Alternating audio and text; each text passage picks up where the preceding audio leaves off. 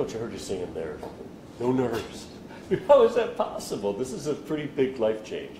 No, it is, but I've been here for 10 years, and I've been very fortunate to work under Thad Matta, Sean Miller, and Chris Mack, and I feel like I'm ready for it. And again, I've been waiting my whole life for this opportunity, and very, very humbled and honored to be here. You've mentioned these other coaches with a lot of experience. Did they, because most of us I still get nervous on the air, and I've done it thousands of times, but, then you click in once you're in there. Have you learned to channel it a different way? I don't know if I ever get really nervous necessarily. I mean, get excited, It's probably more the right word. Obviously, I'm going to be really excited, obviously, to get out there and play somebody else on Thursday night against Kentucky Wesleyan. And I think our guys are as well, tired of beating up on each other in practice. I don't know how much you're allowed to talk about it, but you mentioned the secret scrimmage or the super scrimmage. What did you gain from that, especially against a really quality opponent? Yeah, you start to learn a lot about yourself, and you probably leave more questions as well. You start to, you make some adjustments. Maybe your defensive philosophy, offensive philosophy, because you're able to see it against somebody else.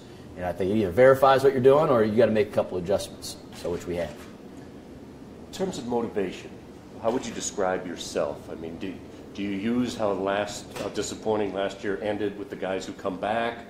Do you use how you were ranked, going into this season as the defending conference champs, we picked to finish 6th?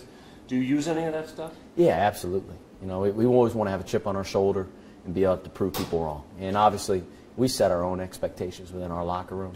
But at the same time, you always try to use outside things, influences, as motivation. So absolutely, we want guys that are out to prove people wrong, have chip on their shoulder, and work hard every day to do that.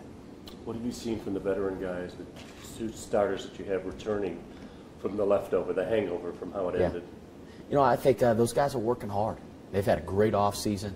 I think they're hungry. They don't want to. That sour taste in their mouth that they had how we finished last year. They want to get that corrected this year. And I think they've been committed to that, not only with themselves, but help leading the other guys. Because we got a lot of new guys, too, help showing those guys, the way, the Xavier way.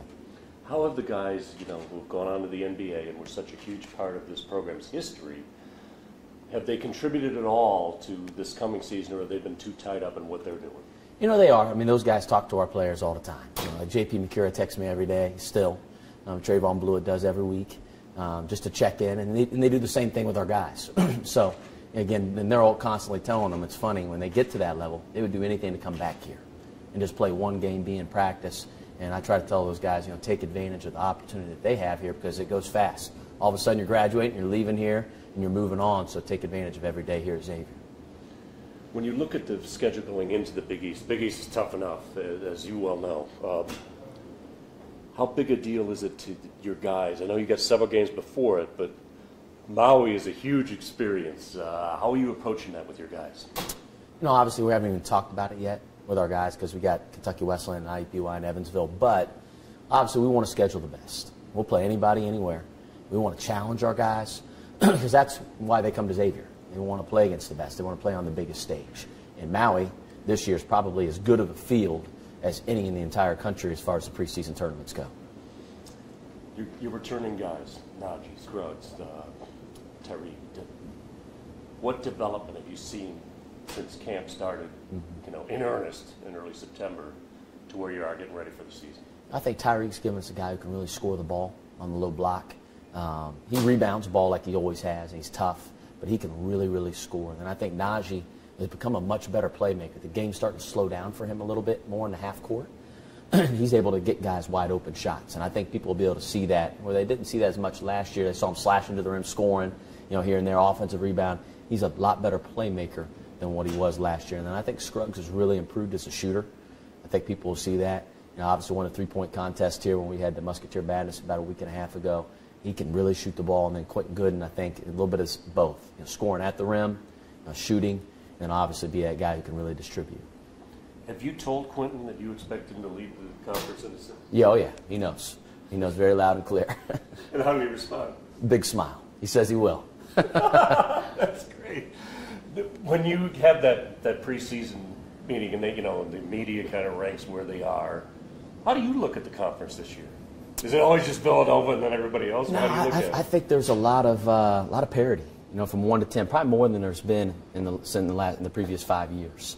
You know, I don't think there's a dramatic difference between 1 and 6. I really don't. I think they're all very, very close together, and it's going to be a difference who can win close games, the end of games, who's making the free throws, and who can execute down the stretch. I think that's what will determine who ends up winning the Big East, in my opinion. But I think from top to bottom, I think the league's gotten better overall, the depth of the league.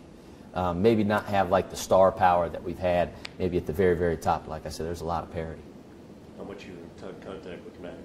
Yeah, a lot. You know, we talk almost every day. Yeah, he's been a great mentor, giving me advice, just different things, whether it's Musketeer Madness or whatever it is, you know, day to day. He loves to check in, and then we kind of share ideas and thoughts. Do you ever give him grief about how cardinal red he has turned in such a hurry?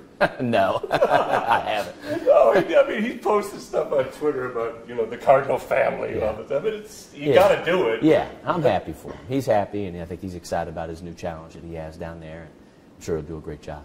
One last thing, Tyreek, with his new body, was that all an individual thing? Was it, you know, how did that come about and why? You know, we met probably the day after I got the job. You know, we met and I gave each guy like a goal. And I told Tyreek, hey, you can't weigh 260 next year. I'm looking at our roster and you're going to have to play a lot more minutes. The only way you're going to play more minutes is if you can get down to 235. So I gave him 235 just as a random goal, and that's where he's at right now. And it's amazing how much better of a player he's become due to that. And again, Jonas Hayes has done a great job with his skill development on the low block. So I expect big things from Tyreek this year. Besides speed, what other changes have you seen in his game because of this? It's slow, you know, because of his weight. I just think his ability to play longer minutes doesn't get as tired. You know, last year it'd be about a minute and a half in, and he'd be exhausted. And a lot of fans don't realize as a big man, he's carrying a lot of weight. Number one, he's got to run the floor, he's got to block out, he's got to run the floor back again. It's a lot. Defending ball screens, defending in the post. You know, it's hard for a guy to play longer minutes, and the only way you can do that is if you're in great shape and if you're a little bit leaner, which he's got. Is he still as mean and gritty and physical? Oh, absolutely. He can still bench press the Centos Center if he wanted to. So. Thanks, Travis. Yeah, absolutely. Thank you. Good stuff.